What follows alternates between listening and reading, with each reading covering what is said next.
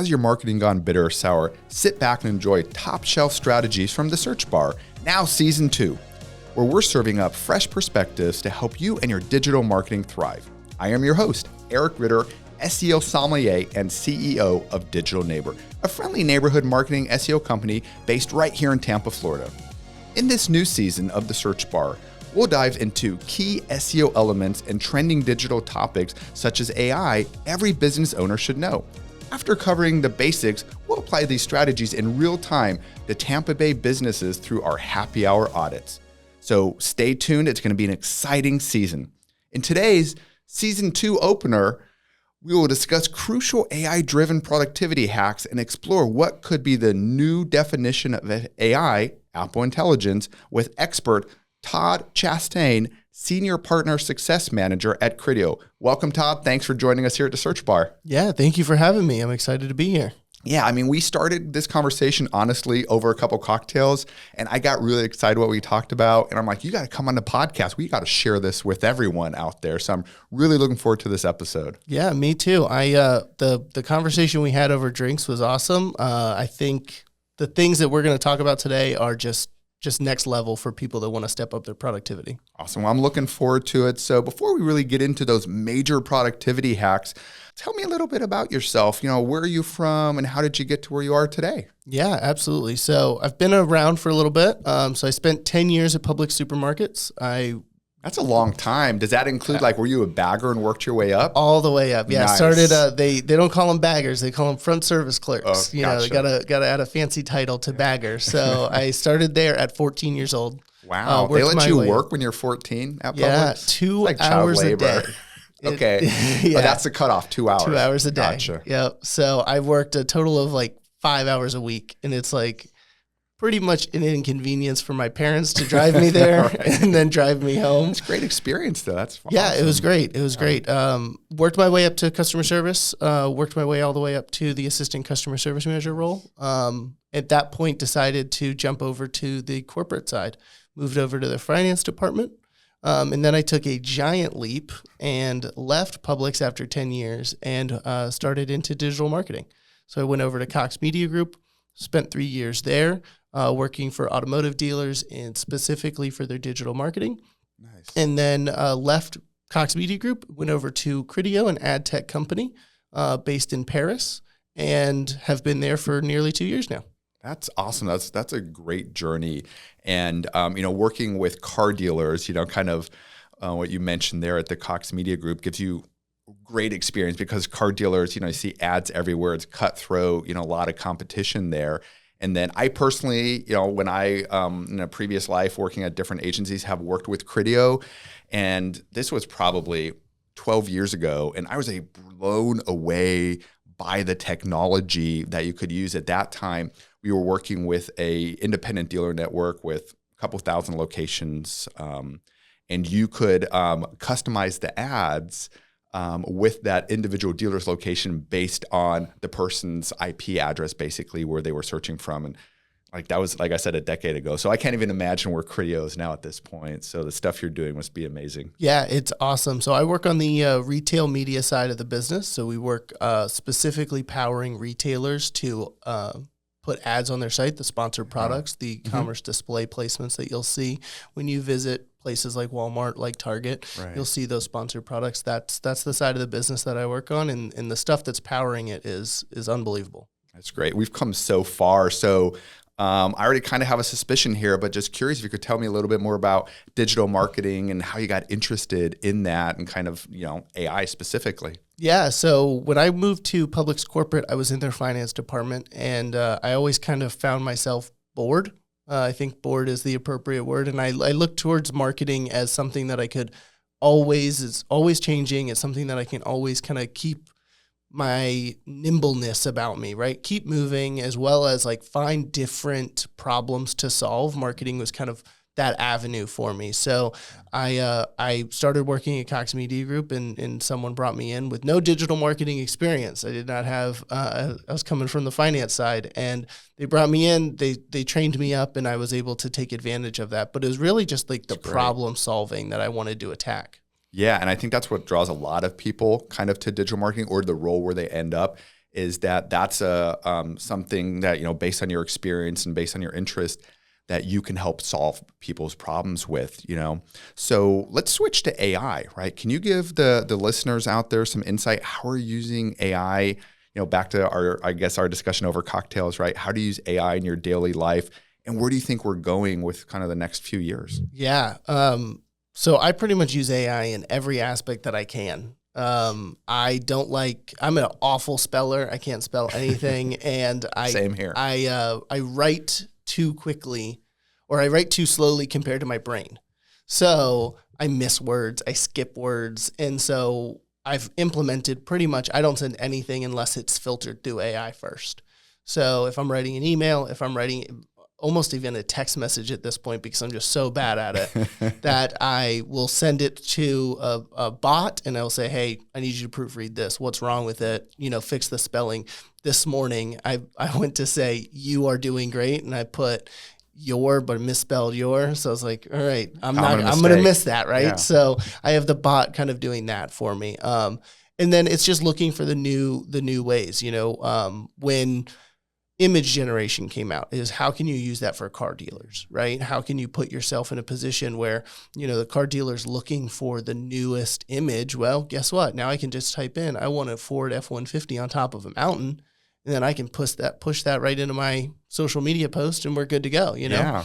So it's just looking for like every little avenue that I can possibly get one step ahead, where I couldn't have done that before if I needed someone else to help me. I think that's great. And I think something else that we touched on is that really stuck with me is that you mentioned the human brain can only remember so much. And you started talking about the concept of kind of that second brain. And I think that'd be really interesting if you could share a little bit more about that. Yeah. So in the productivity space, second brain is kind of a big thing. Tiago Forte was the one that really kind of put me onto it. He's got a couple of books out there, but basically his thought process, taken down very, very low level, right? Not very, or very, very high level, not very specific. But he says the human brain can only remember so much. So the idea is if you can offload that work to another source, so an iPad, an iPhone, a pen and paper, which is what we used to use. Yeah. If you can offload that, then your brain can then do other things more effectively, or you have more energy to do those other things. Mm-hmm. So when you're doing with pen and paper, right, you'd write everything down, but then you'd have to find that piece of paper. Remember where that piece of paper is, or remember what's on that piece of paper. Right. With iPads, with iPhones, you can just pull up your phone. You can say, hey, remind me about this tomorrow. And then you can just let that leave your brain and then focus on the things that are important. So creating something, whether it even just be a simple email, or if you're doing a video, or if you're doing a podcast, like that type of level of creation is where your brain wants to live. Right, so getting the stuff that your brain doesn't want to do off of your brain and onto something else that is an expert at doing it, that's the goal. I love that. And I think we're going to get into that a little bit later here, kind of different ways of making that happen. And one other thing, kind of talking about the future is, we talked about previously kind of how Google rewired our brain, right? And how, when you're searching for something, you're conditioned to, searching for certain keywords like barber near me, and, no one would talk like that, right? That's not natural language, but that's what Google's trained us to do.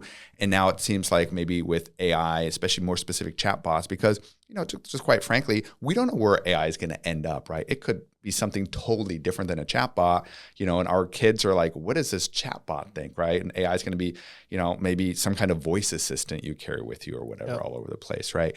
But, I find it interesting now. It's now the chatbots are much more a natural language model, right? By design, where instead of saying barber near me is where can I find the best barber, near me that specializes in X, Y, Z. So automatically it's like you're asking more complex things from it, right? Yeah. I was thinking about this on the car ride up. If you wanted to see a list of top Adam Sandler movies, right? Mm-hmm. We all know to go to Google, type in top Adam Sandler movies. Boom, you're going to get the results. It's going to be right there. Yeah. But if you're talking to a chatbot, you have to say, what are the top Adam Sandler movies, and then you even could provide context, even additional context. Yeah. Like, what are the top sports Adam Sandler movies? And it's going to list them out. Happy Gilmore 2 is coming out. So, right? Like, it's, everyone's kind of coming back with Happy Gilmore. But our brain, specifically like our generation's brain, is conditioned to attack Google as keywords. Yeah.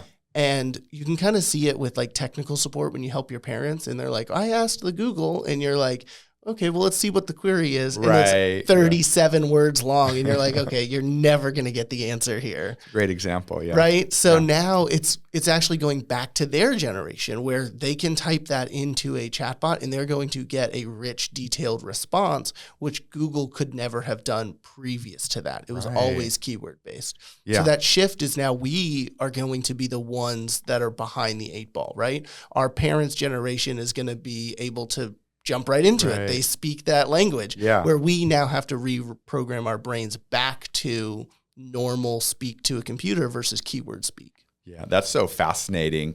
So it's really interesting to see kind of where we're going to be. We should almost do like revisit this podcast, in a year, 2 years, whenever, and just see, where did we end up, right? Or where are we now? Because things are just moving so fast, right?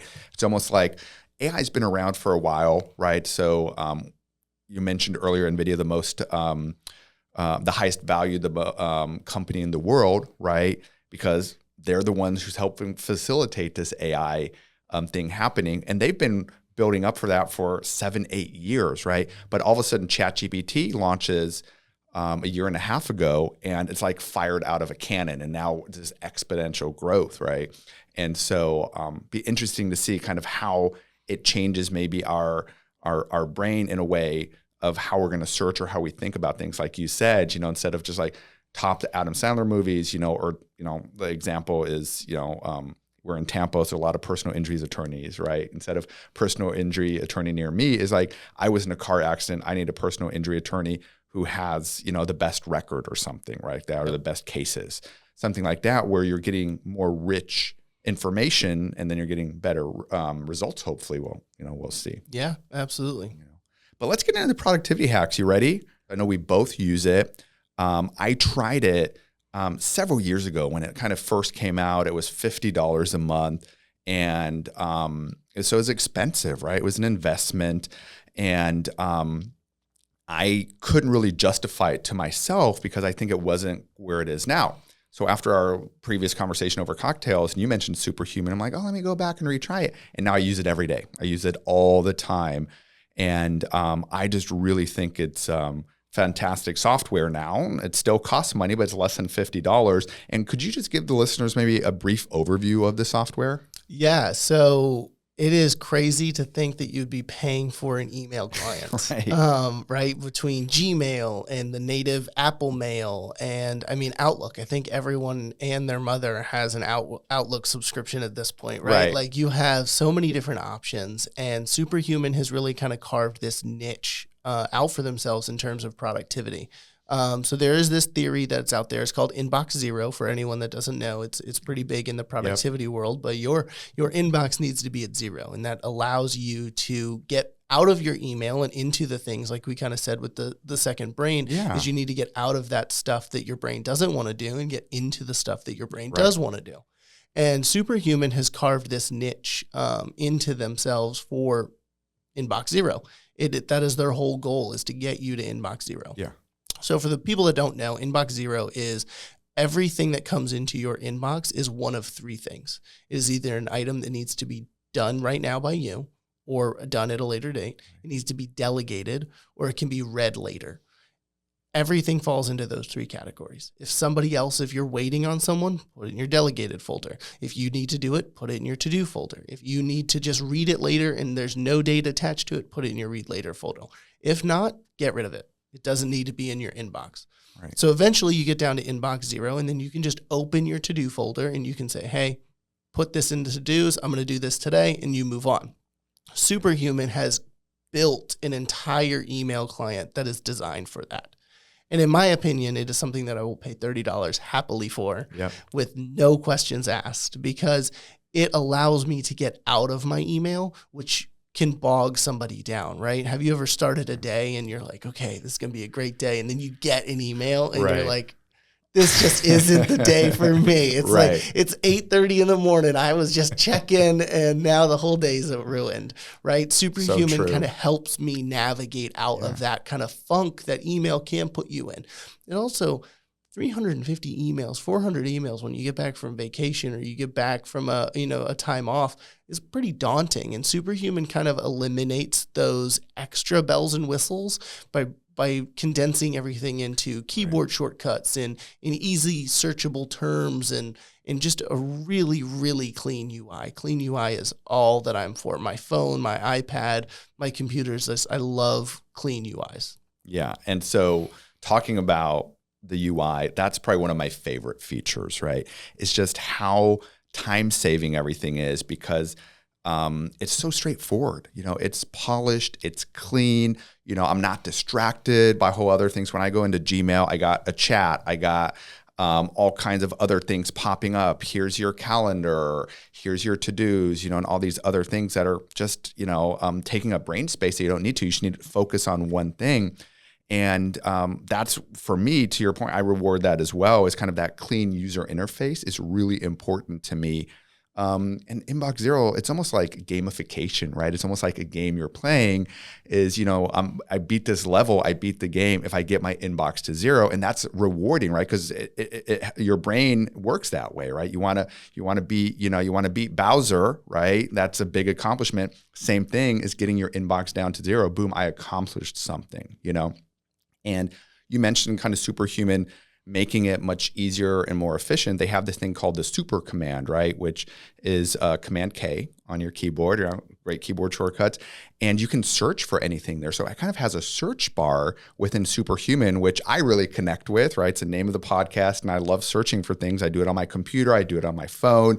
I honestly don't even know like what screen most of my apps are. I just swipe down and search for it and boom, I open it. Same thing in Superhuman. I do a search for, vacation responder if I need to change my out of office, or a new feature they unveiled, which is a nice extension, is you can now create events in there, right? And it's a new keyboard shortcut that I don't know. So I do, Command K, search for event. So really that Superhuman command, their version of the search bar really connects with me and makes things so much faster when I'm working through email, and I save time.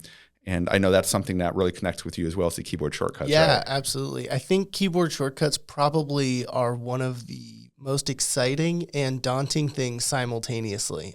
There are 1.5 billion keyboard shortcuts for like an Excel, right? And it's like, I will never know. People sell cups, right? And shirts like with all the Excel shortcuts. Yeah, exactly. Right? And it's like, I'm never going to learn them, right? If Excel had a search function where I could just do Control K and I could say, this is what I want, and it just did it for me, that's what you get with Superhuman. Right. So I know some of the shortcuts, right? You'll quickly learn like reply, and you'll learn archive, right? Get rid of it, get it out of my done with get it out of my face. But what am I ever going to learn? Create an event? Probably not. Right. But I can hit Control K, and it's always kind of like that backup safety net for me. And eventually you'll program your brain to remember those things. But that little simple piece of it where it's just, hey, if you don't know what it is, it's not a big deal. You don't need to be daunted by this. It makes the user experience that much cleaner, right? We talked about the UI, how it's very clean. Right. The user experience has to be simple for people to adopt it. 100%. Right? Yeah. ChatGPT is literally just a clean box, right? Yeah. You have your chats on the side and you just type. Very clean, very simple. We get so messed up when Instagram or Facebook makes a change. We're like, oh, what the heck's going on? It's because they make it a little bit more clunky. Right. They make it a little bit different. And Superhuman just does a fantastic job at keeping the UX and the UI just very, very clean. I'm reminded by a quote. I was at a keynote once at SMX Search Expo for Search Market or Search Marketing Expo, SMX, sorry. And it was the founder and CEO Ben Hu of Icon Has Cheeseburger. And so that's really a throwback to the early days of memes, right? Because the first memes were like cats eating cheeseburgers. I don't know if you remember that or listeners remember that. And so you could go on there and you could pick a photo and then put a caption at the top and the bottom, right? And that's how memes really started. Where nowadays it's just copy paste, here's the meme, where when it first started, you were creating your own memes, right? And I remember in the office making memes about people, et cetera. And so he was talking about that when they first started, it literally, you would write on there, and if you wrote too many letters, it would just go off the picture and it just wouldn't work, right? Because it was so simple and straightforward. So they eventually changed that in an update where you could now customize the font, so you could make it smaller, colors, et cetera. And they found that people didn't use it as much anymore, right? Because it became just that simple change made it so complicated for people. And so here's the quote from Ben Hu that always sticks with me, that I think is one of the best quotes ever, which is that people admire complexity, but they reward simplicity. And so, just transferring that to superhuman, right, is that, the complexity of some things, I might look at them and enjoy them, but I'm not going to use it all the time. But if it's so stupid simple, I'm going to keep using it. And that really has to do with the UI. But I want to pivot in really quick here, the AI features of Superhuman that we really didn't touch on, right? So I know a lot of other email programs have like quick responses, and Superhuman has that, usually AI generated, and those are usually pretty spot on. But you can also ask it in the system to come up with a response for you, right? Yeah. And so you don't have to even go into ChatGPT or Gemini or somewhere else. And it actually does a pretty good job. Is there any other AI features besides kind of helping you write a message? And I also like that it's very natural, by the way, right? So instead of like, here's my outline, it's like, hey, I want to reply to Todd and let him know, hey, thanks for being on the podcast. He was a great guest. And make it kind of funny. And it will write it like that and kind of put in a joke or something there. And so again, it just offloads that off my brain. I don't have to think about something funny. It's going to do that for me. Yeah, right? yeah, absolutely. I think one of the things we're going to run into here is context, right? Yeah. So many of these chatbots don't have context, right? We chatted a little bit earlier about prompt engineers, right? It's a job that didn't exist 3 years ago, right? No. But now you listen, you've got this guy that's like, oh, I can write a prompt for a GPT model, right? Or I can write a prompt for a llama model, whichever model you're using. And the reason he's good at what he does is because he gives the bot context, right? Yeah. It's a whole job of providing context. Right. So I think Superhuman AI does a really good job, because who has more information about you than your email? That's so true. Right? Outside of your phone, your email is the next best thing with just pure information about you, about what you're doing. So I like that the AI is looking at the email thread, not trying to create something out of thin air. It's looking at the thread. What was our back and forth?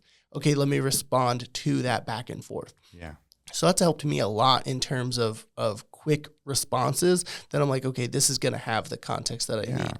One of the cool features you can turn on is it will automatically generate the response for you. And then I never encourage anyone to hit send. Please do not hit send on anything AI has generated. That's so true. And so let's read it. We almost need to take a time out there, right? And so just a public service announcement is anything that comes out of AI, no matter what you're using, is it always needs to go through a human lens. Absolutely. Right? And it just needs to be edited. It needs to be proofread, right? Yep. So, at our agency, we do a lot of SEO, write a lot of content. And sure, we use AI to help kind of create some content, to help expand content, but it always goes through a human at the end, because, it's going to put in fluffery, it's going to repeat itself a million times, going to do all these kind of things. And so now you're talking about doing that in email responses, I feel like I'm pretty good at telling if someone used AI for the response and didn't check it. Like I had someone send an apology email to me, and it was, it could have just been one sentence. It was 3 long paragraphs. Each of the paragraphs said the same things, just in a different way. And it just said, I'm sorry, over and over in different ways. And I'm like, great, I appreciate the apology, but it would have been more heartfelt if it came from you and you didn't ask ChatGPT to write this for you. Yeah, absolutely. And it's funny because all of the models, they're like, oh, write a condolence card. Like on all the like examples that you see, like OpenAI did their launch of 4.0, not O. Right. So they did their launch. And they're like, well, write a condolence card for somebody who just lost. And I'm like, don't do that. Right. Do not write a condolence card for anyone that has their dog, that their dog just passed away. Right. That is such a bad move. But it at least can get you started, right? And I think a lot of the things when it comes to productivity is start, right? How do you get started doing the thing? And, some people say, hey, you need to do the 3, 2, 1 countdown, right? 3, 2, 1, right? When you hit 1, you just start, right? And kind of shifts it, gamifies it, right? Yeah. Shifts your brain into, okay, I need to go get this done. Some people like time blocking, right? But always it's the start. Once you get started, it's going to the gym. It is eating healthy, right? Once you get started, you're good to go. But it's that initial, how do I get out of bed and get from my house to the gym? If I could figure out if I could monetize that and then sell it in a bottle to somebody, everyone would buy it, right? It's the start. Yeah. Superhuman kind of with the AI, it starts it for you, right? So the daunting of starting an email response is over, right? You can immediately jump in. It has the context of the conversation. It's going to be wrong. Yeah. Know that it's going to be wrong. But now all of a sudden the starting's over. Yeah. It's a lot easier to jump right into it. Yeah. Because a lot of times, even myself, and I'm sure a lot of other people, just feel kind of that paralysis, right? You're just there. It's like, I don't even know how to respond to this, right? So the AI just giving you an idea of like, hey, this is what you could say. I'm like, oh, and then it'll trigger other things there. But what you said, I kind of all the context, right, made me think of the good old fashioned mantras, you get out what you put into it. Right. And that applies so much to AI is with the prompt engineering and all that is you have to give it context. You have to give it all these different inputs, all the context and all the information in order to get the best possible output. And Superhuman's great at that because it has the best possible input. It has all the emails there that it needs to create that output. Yeah. Paralysis by analysis. Yes. I mean, I heard that so much growing up that like I didn't even realize that. I know ADD or ADHD is kind of like everyone's got a touch of it now, right? Everyone needs their Adderall. But I think what we're learning with that is gamifying things makes your brain work. It's not just an ADD or an ADHD thing. It is a brain chemistry thing. Something happens when it is a game that no one wants to sit in one spot and do the same thing for 3 hours. Yeah. If I can make it a game, if I can make it enjoyable, right? And so getting started, those types of things, like I said, paralysis by analysis, that type of stuff, I need UIs, I need UXs, I need apps to help me gamify those things. Superhuman does just a fantastic job at gamifying email, which can be so daunting. Yeah. And so just to kind of wrap up Superhuman here, what you're, I'm going to say a little bit more crass than you. If you hate email as much as Todd and I do, go check out Superhuman. You're not going to regret it. The only thing Todd and I need to figure out, we'll probably arm wrestle after the episode, is whose referral code we're going to put in the show notes. So make sure you check it out. Click on that code in the show notes and check it out. I promise you won't regret it because email can be a huge time suck. And Superhuman is going to help you get through so you can get onto the other things that you need to do throughout the day. Yeah, absolutely. If we put them both in there, definitely pick me. Got it. Okay, you made your case, Todd. Right. Cool. So let's move on to the next tool. It's Perplexity, right? So the reason I want to talk about Perplexity is because we talk so much about Google, and we talk so much about Google as a search engine. And kind of, it's even using AI overviews now based on Gemini and how people are searching. And so, Todd, if you want to just give the listeners kind of an overview of why we're talking about Perplexity. Yeah, so Perplexity is a search engine. That's all it is. But it's an AI-based search engine, right? So what Google is doing is they're creating Gemini, which is supposed to be a multimodal system. So for the people that don't know, multimodal means it's going to take in information visually as well as contextually, and then is also then going to be able to pump out the same thing. So it's going to be able to pump out images, it's going to be able to pump out text. So multimodal. Yeah. Perplexity is not Gemini. So it is an entirely separate system that is designed for search. So what Google is doing is they're taking Gemini, which is a system, a multimodal system, and they're adding it on top of shoehorning search. it in there. Right? They're forcing it on top of all of us. Right. Perplexity says this isn't what we want to do. We are a search engine that is powered by AI. So you operate it and use it just as you use Google. You need a question answered, jump into Perplexity.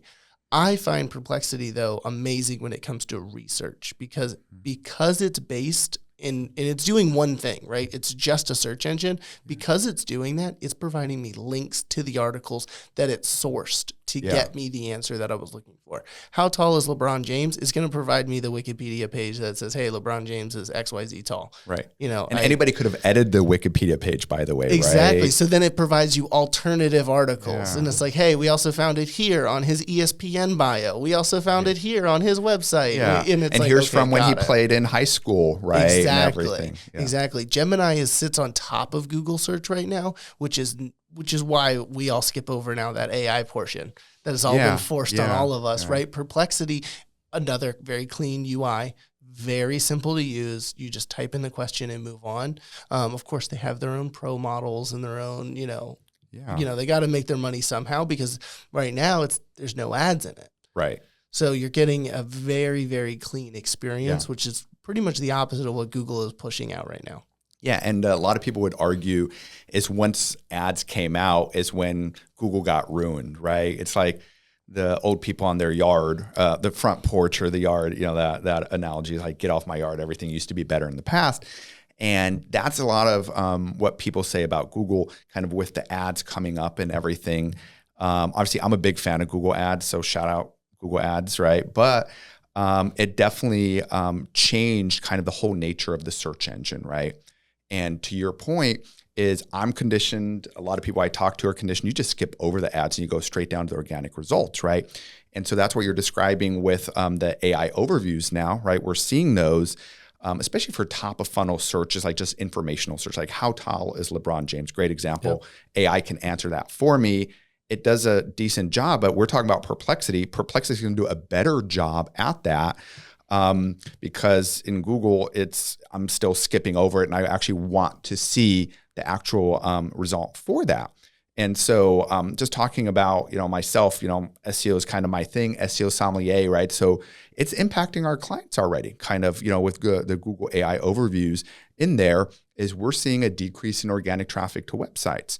However, it's that top of funnel traffic, right? Those top of funnel searches, right? So if I'm working with a personal injury attorney, people might ask very early questions like what to do after I'm in a car accident or what percentage does a personal injury attorney take from me? Those are visits I can get to my website by creating content around that.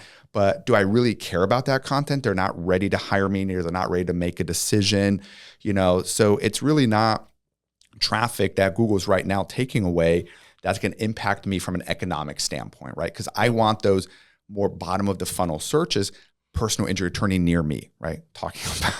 Coming back to how people search very specifically on Google, right? Or best personal injury attorney, right? Yep. Those are the visits I want, or I need to hire a personal injury attorney. Those are the visits I want, and AI can't answer that for you yet, right? Those are your service areas, your practice area pages, your Google map listings. Those are all things that are very important. But again, we don't know where AI overview is going to go.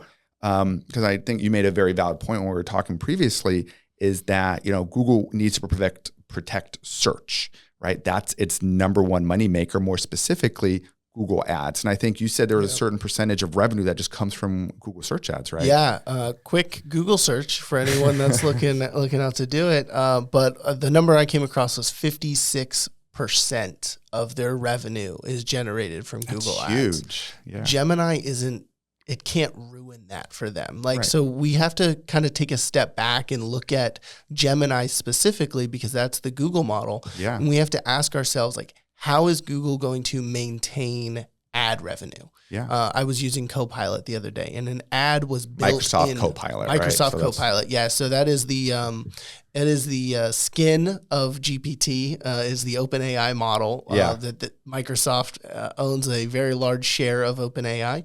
They integrated it into what they call Copilot. It conversational ads. Right there, right in Copilot. And being the first one to kind of jump into it, they were the first one to jump into AI. Google has taken a much slower approach. Right. But the question that we have to ask ourselves is, how is AI and ads going to be connected? And then the question on top of that is, what is the integrity of the model? Is Google going to maintain the integrity of the answer, or are they going to maintain the integrity of the ad revenue? Right. Yeah. And that's the question that I think we all are going to have to ask ourselves. We do it when we go through searches, right? We skip over the ads because we know someone paid to be there. Right. So we're like, okay, do we really trust that they're the best injury, or are they just the one that's willing to spend the most money? Right. Right. And so now we kind of have to start thinking about that in terms of Gemini. Perplexity at this current time, when we're recording the podcast, they don't have that.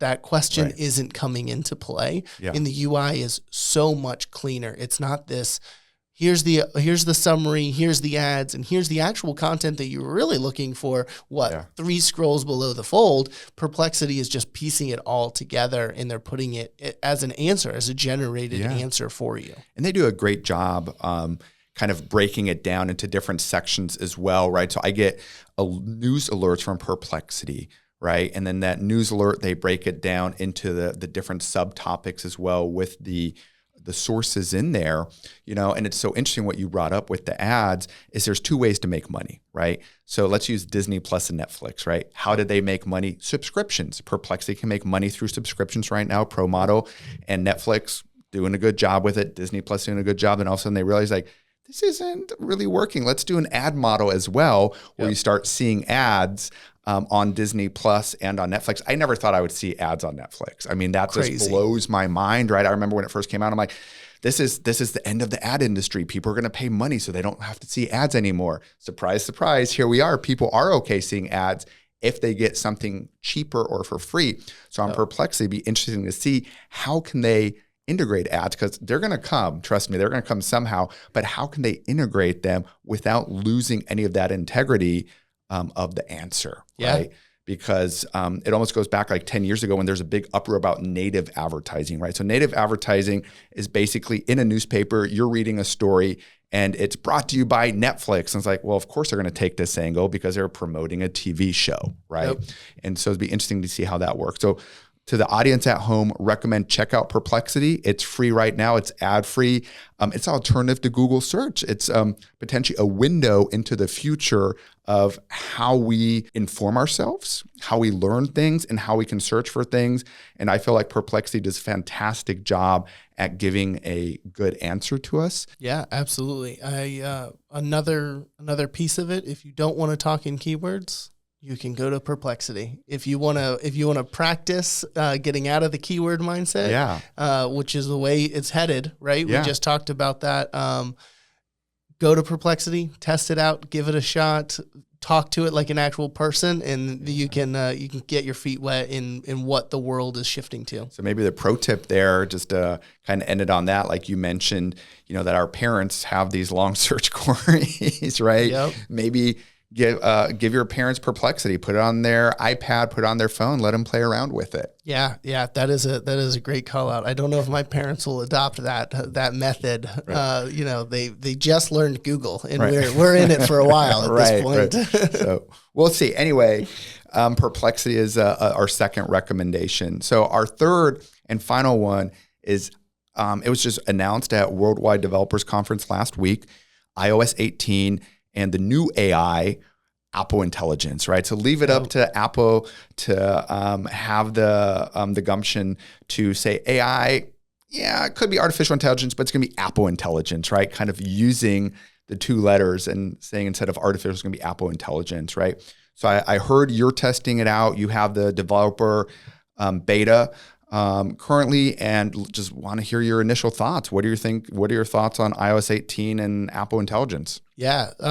So we can start with iOS 18. That's the easiest place. So I have it on my iPad and my iPhone. I would not recommend anyone download the developer beta. It is very, very buggy. Wait for the public beta. Oh, 100%. There was at one point just one giant gray screen in the middle of one giant gray block in the middle of my screen. I was like, wow, this is not user friendly here for sure. But it's been a lot of fun. So just think about where iOS has come from, right? We are at a mature state for an iOS at this point, right?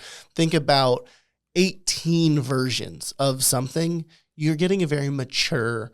You're not going to get basically 18 years, right? Because one comes out every. That's a long time for software. Exactly. Yeah. So now think about from a maturity standpoint. I mean, it's legal to vote, right? iOS 18 can go out and vote, right? Yeah. So you're not going to get a bunch of new features, a bunch of new waves, a bunch of new anything. But what iOS has done is they started making what we can call as like health checks or health increases. Yeah. So you get a little more functionality in Notes. You get a little bit more functionality in Mail. You get a little bit more functionality. You get the send later in iOS messages, right? Yeah. So it's like, okay, you're adding things that I can use send later for Slack. So now I can just use messages. Great. I can use Gmail already categorizes my email. Well, now Apple Mail is going to categorize my email. Okay. So now you're starting to get these little advantages coming out into iOS. So it cracks me up. I saw a great video from the Morning Brew where they had Microsoft and Google watching WWDC and like, let's see what features they're going to roll out. Everybody's going to be excited about that we've had for the whole time because you just mentioned, Apple Mail bring in categories, which Gmail has had for a long time. Yeah. And it just cracks me up like that's been out there, but people just were ambivalent towards it, let's say, until like Apple brings it out. And I remember like we're talking about iOS 18 and I can remember iOS, I think 2 or 3 when Apple said, we're bringing copy and paste and all the Android users are like, we've had that for years, and everybody at Apple's, wow, we can copy and paste now. It almost seems ridiculous, but it's just interesting to me how Apple is able to bring out features that have been around potentially other places, but they integrate it into everything holistically. Like you mentioned, it's small improvements, but overall it makes the experience so much better. Yeah, absolutely. Copy and paste is a really good example, right? They didn't just bring copy and paste. They brought universal copy and paste, right? Exactly. I can copy something on my Mac and paste it onto my iPhone or vice versa, right? That's not something that Android had because Android is over here, Microsoft is over here, and they don't talk to each other. Yeah. So Apple creating ecosystem health improvements, that's really what they're doing. And, they launched it. I like the features so far. I don't have any issues. I don't have the new Siri yet, and I don't have Apple Intelligence yet. Those haven't been rolled out. But the new Notes features, I really like those. You can record a conversation in Notes now. It will transcribe it instantaneously for you. You can add that transcription to your. You can add it. So that's already available now, or that's going to be already available now? Fantastic. Yeah. So I've been testing that out. Yeah. Pretty much eliminates the need for voice memos. Be honest, I can just open up a note and click record. Don't need to use the voice memos app anymore. But you can pull the transcription from voice memos as well. So just little things that you're like, okay, yeah, Google had that, or another app already had that, but now I don't have to use another app. Now I can just use my app. Yeah. So let's talk about that. I don't know if the listeners are familiar. There's a term called Sherlocked. So. Again, I'm dating myself, right? I remember the old Mac OS 9 and 8 before. Now we're in 10, right? And there was an app you paid for. It was called Sherlock. Or no, I forget what the app was called. I apologize. So Sherlock is the app that Apple brought out that replaced another one, which was a built-in search tool where you could search internally on your computer, kind of brought in. It's almost a little bit like Perplexity, let's say like a version of Perplexity, right?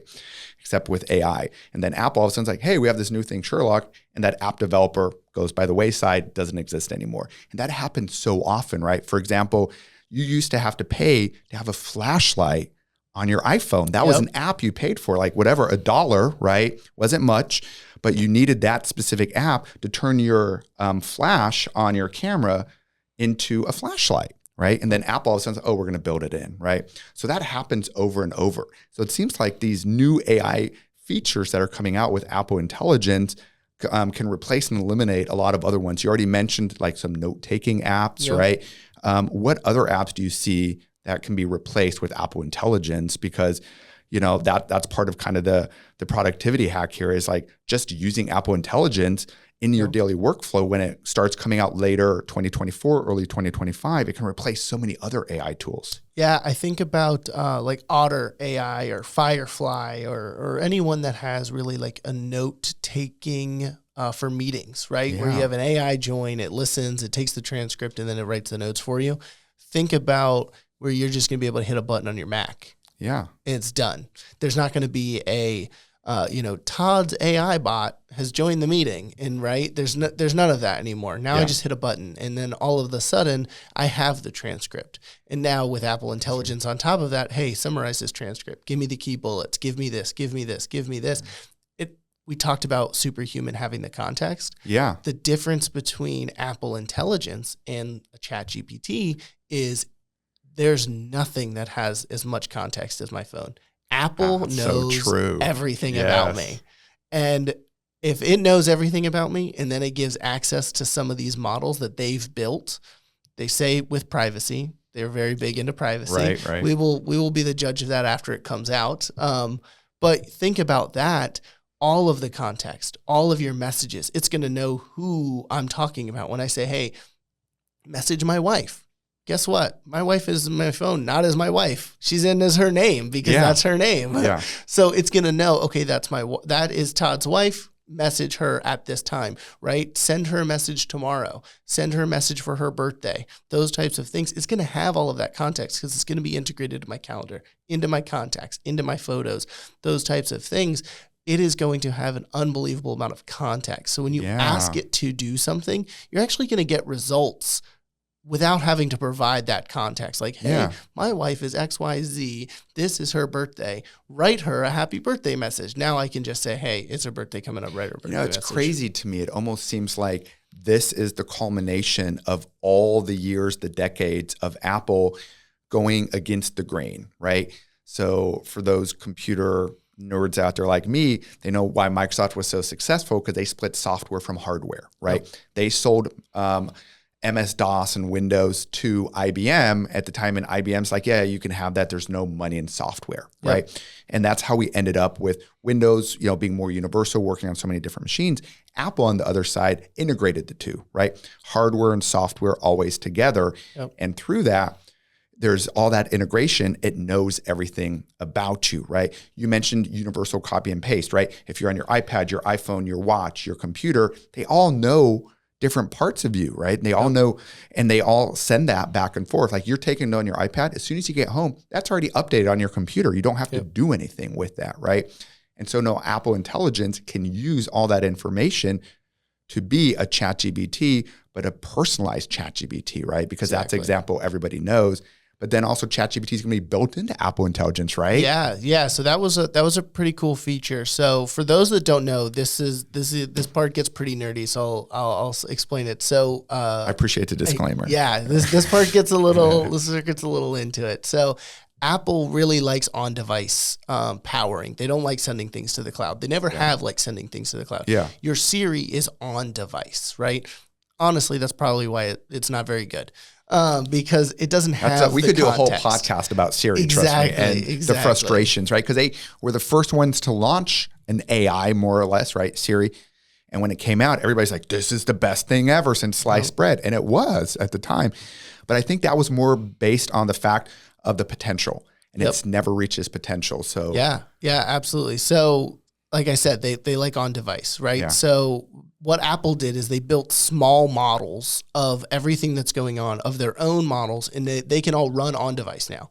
So you don't have to go anywhere. But as the queries get more complex, it's going to then send it to, think of basically just a giant MacBook somewhere, right? And that's going to be their version of the cloud. So they're going to send it to this giant MacBook. This MacBook is going to be able to run the query because it's got bigger chips, bigger processors, more graphics, so on and so forth. Yeah. Now, if it gets too complex for on-device and then Apple Cloud, it's then going to pop up a little window that says, hey, this is too complex. Do you mind if I send this to GPT 4.0? Wow, and you click allow. And once you click allow, right, that query goes off to GPT. So when they're talking about privacy, they're like, hey, first step, we do it on your phone.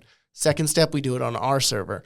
Third step, we go to the best model that's out there. Yeah. And I think the way that they've integrated is genius, because if Gemini gets any better, hey, we'll just add Gemini. So now you can pick. You use different models with your Apple Intelligence. Who do I want to go to with Apple Intelligence with this query, instead of, hey, you have to use this model because this model already has the context. Right. The phone is going to have the context, and then the model will just be provided what it's needed. That's unbelievable. You already warned the listeners how much we're nerding out, so I'm just going to add on something here about Apple's privacy that I heard recently, which I thought was amazing, right? So you mentioned on-device, off-device, right? So one great example where you have to use the cloud and go off-device is Maps, right? Because your device, your iPhone, right, is not going to have all the directions, real-time traffic, and everything. Yep. So Apple needs to send your route, your request the route, your starting and end point needs to send that to the cloud to get the best possible route for you, right? So in order to protect your privacy so no one ever knows where you're going, Apple never sends your entire route at once. It sends it in bits and pieces. So let's say I'm going from here to St. Pete. It might say, hey, from here to Howard Franklin, give me it. And then from Howard Franklin, wherever I'm going. So no one knows the entire route, which just blew my mind, because a hacker could get into that communication and see, okay, well, Todd, look, this is where he lives because this is where he keeps routing to. So they take privacy very seriously. So if there's anybody that we trust to say, hey, we're going to do AI, but we're going to keep your privacy, Apple has a history of that. So obviously you can tell I'm excited about it. But we do need to also be cognizant of that could always change, right? Because AI is a whole different beast, as we saw with Microsoft Recall, I think it's called, right? Yeah, I just wrote that down as a note. Nice. I was going to bring that up, right? Microsoft is essentially a very similar company to Apple, right? They sell software, they sell hardware, right? That's what they do. But think about this. They launched this feature called Recall, which basically is taking... Was that part of Copilot? Yeah. Yes. Okay, exactly. So it's part of their, like, Apple Intelligence is Microsoft Copilot. So it's part of their launch. Yep. Yeah, exactly. It's going to be on by default. So please, anyone that is getting a new laptop from Microsoft, if you don't want this feature, please turn it off. Yep. It will take a screenshot of your screen every 2 seconds. That's crazy. Passwords... anything. Doesn't matter. Every 2 seconds. And then you're going to be able to contextually search anything that's on the screen, which is great.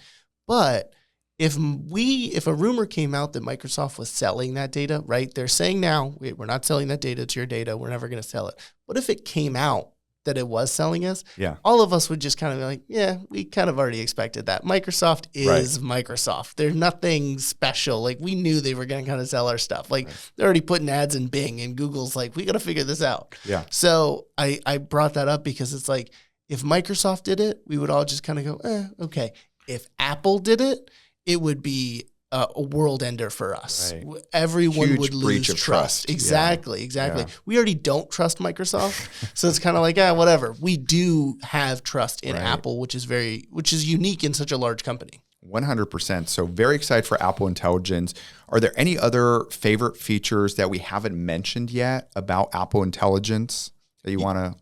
There's a couple of little things here and there. There's nothing too crazy. Once I get my hands on Apple Intelligence and start testing it out, I'll have some more information and more opinions on it. But from what they've shown, the context is going to be huge. Context is going to be huge, right? So some of the features that I saw that I'm really excited about is notifications. So, I always sit there and it's like whack-a-mole with notifications. So it's actually going to use AI to bubble to the top the most important notifications, which is, for me, you can already kind of manually do that, but it's still a pain in the ass. But kind of getting the notification priority is really big. And then we already mentioned Apple Notes, right? And taking that to the next level. So I saw a video, which I can't wait to try out, where someone hand drew something and then you circle it and like create that for me, right? Generative AI, and it turns it into a picture basically, right? Like someone drew a tower and it turns it into a picture. So kind of taking your notes to that next level, because the integration is what we keep talking about, Absolutely. right? That's that thread. Is now I don't have to go to a different app. I'm already taking a note. I'm gonna draw a little flow chart here, circle it. Okay, make that look really nice. Boom, my notes are elevated, right? Yep. Which is going to be really interesting to see, because it's such an interesting use of AI. So we talked earlier, we don't know where we're going to end up with AI, what it's going to look like. Absolutely. But this is an interesting route, is where it's combining everything into one place. So that way it almost naturally fits into my workflow already, right? I'm already taking notes. My scribble, you can't read. Next thing, you can probably just circle it and boom, it turns it into text, which it kind of does already. But then I can maybe say, hey, turn it into, now translate this into a different language or something, right? Yeah. And it's just in that workflow. So that's what I'm really excited about, to see how it already fits into existing kind of workflows are going to make them even better. Yeah, absolutely. I think to add on top of like that specific part, I'm excited that Apple opened it up to everyone. So they opened up APIs for other third-party apps to tap into what they're building, which is something that typically Apple doesn't do, right? They don't typically just kind of let anybody do whatever they want. But now you're going to be able to tap into all of these new features and be able to add them into your apps and be able to add them into your situation. So talk about like not wanting to leave iPad and Mac. Well, once third-party apps start adding in all of these features, you're never going to want to leave. Absolutely. And so really for Apple Intelligence, iOS 18 coming out later 2024, really just test everything out. It's going to take a while for everything to roll out. It's going to go into 2025. Typical Apple, it's going to be a slow rollout. So we're excited for all the features, and it's going to make productivity so much better, because it's going to see what you're doing and like basically give you suggestions, right, on how to make it even better. So I'm really excited for Apple Intelligence. Yeah, me too. I can't wait. That's why I got the testing early, so I can try it out and see what's broken about it. But I believe most of it's going to come out in September. But everyone's going to have to upgrade their iPhone, because only a couple of them support the new features. Yep. So it's going to be they call it a super cycle for Apple. So it's already at an all-time high. But hey, if this is not advice, but if I had money laying around, Apple stock looks like a pretty good investment. I would agree with that for sure. Awesome. Cool. Well, Todd, thank you so much for coming on today.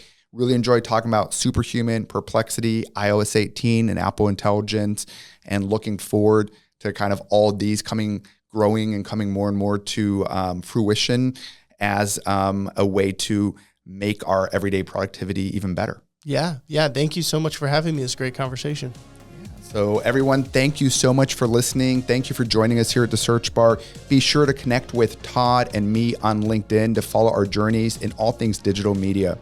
You can find the links in the episode description. And of course, if you have any SEO or digital marketing questions, feel free to reach out to me directly on LinkedIn.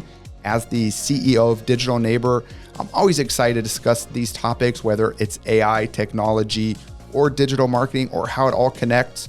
And I hope we filled your glass with digital wisdom, and look forward to having you join us for the next episode here. And stay tuned. Season 2 is going to be amazing. Thank you so much, everyone.